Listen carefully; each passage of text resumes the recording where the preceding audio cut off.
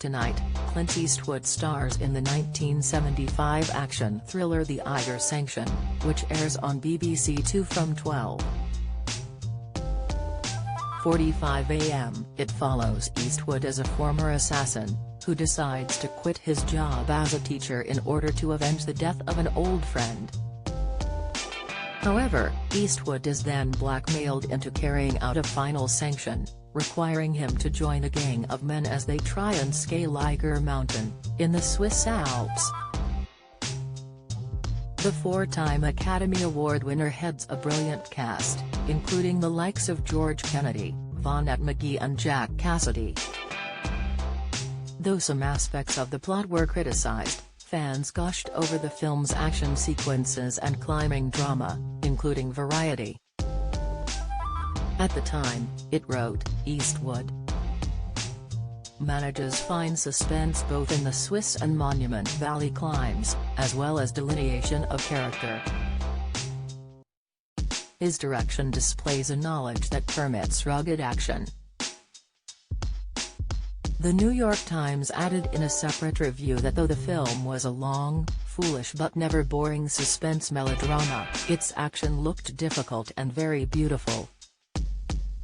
Eastwood built his fierce reputation as a huge Hollywood player on his heroic, action-packed characters, including in the iconic spaghetti westerns.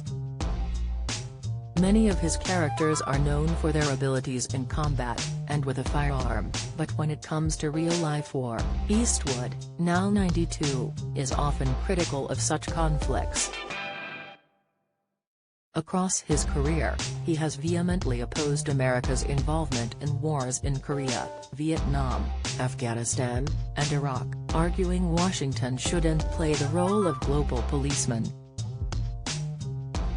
Yet, when his 2014 film American Sniper was released, many Democrats were quick to rage at Republican Eastwood, and the patriotic sentiment the epic produced.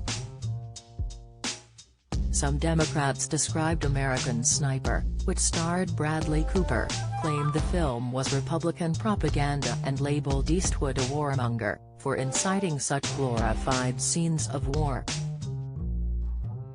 But Eastwood told U.S. publication The Star in 2015, he found some analysis of his film stupid, and particularly raged at it being labeled a political film. He said, "Pardon me for sounding defensive, but it certainly has nothing to do with any political parties or anything. These fellows who are professional soldiers, Navy personnel or what have you, go in for a certain reason.